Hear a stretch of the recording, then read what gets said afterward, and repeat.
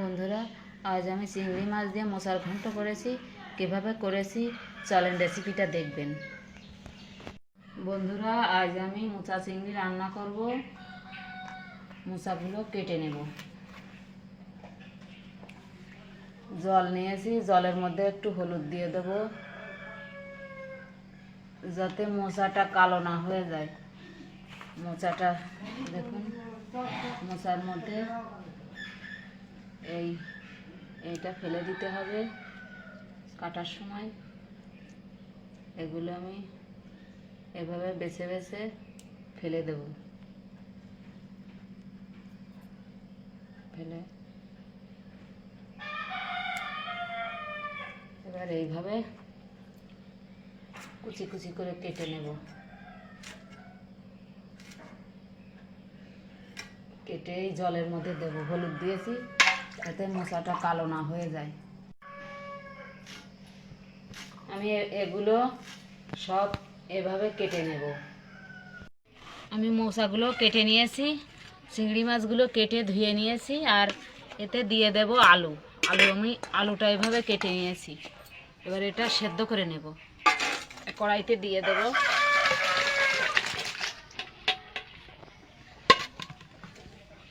এবার এটা ঢেকে ঢেকে সেদ্ধ করে নেব। আমি ঢেকে ঢেকে সেদ্ধ করে নেব।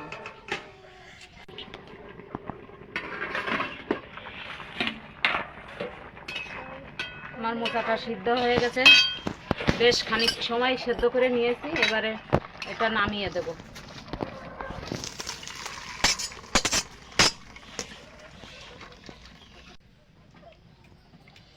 আমি মোচাতে দেওয়ার জন্য মশলাটা করে নেব। দিয়ে দেবো গরম মশলা। এটা একটু ভেজে নেব।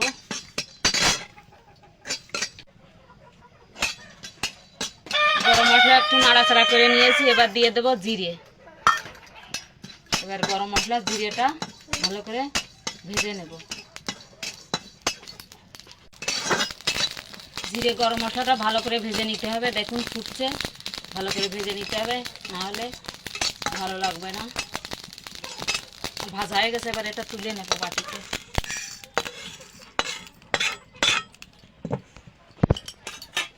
কড়াইতে দিয়ে দেব তেল মাছটা ভাজার জন্য।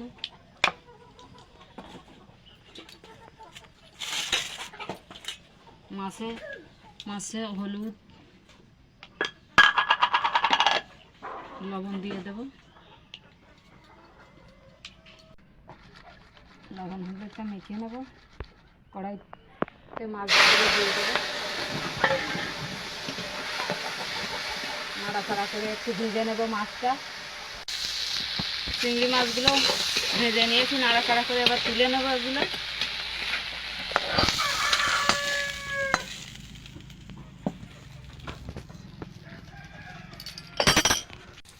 কড়াইতে তেল দিয়ে দেব। তেলটা গরম হয়ে গেছে, এবার দিয়ে দেবো আদা বাটা।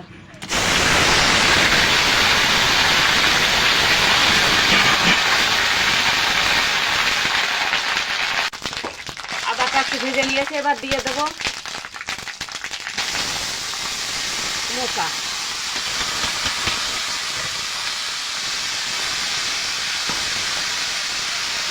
দিয়ে দেবো স্বাদ মতো লবণ। হলুদ একটু কম দেবো, কাটার সময় দিয়েছি। এবার নাড়াচাড়া করে ভেজে নেব। এটা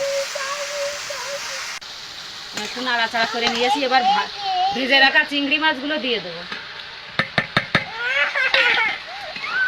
এবার নাড়াচাড়া করে নেব। দিয়ে দেবো লঙ্কা গুঁড়ো।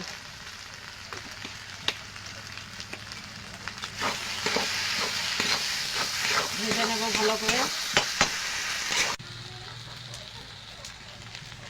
আমি ভাজা মশলাটা ভালো করে গুঁড়ো করে নিয়েছি বেটে। এবার এটা দিয়ে দেবো, মশলাটা দিয়ে দেবো। নাড়াচাড়া করে নেব। আমার মোচার ঘন্ট তৈরি হয়ে গেছে, এবার নামিয়ে দেব।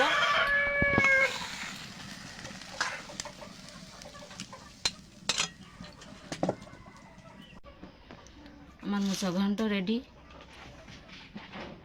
রেসিপিটা যদি ভালো লাগে লাইক কমেন্ট শেয়ার করবেন আর আমার চ্যানেলটা অবশ্যই সাবস্ক্রাইব করবেন।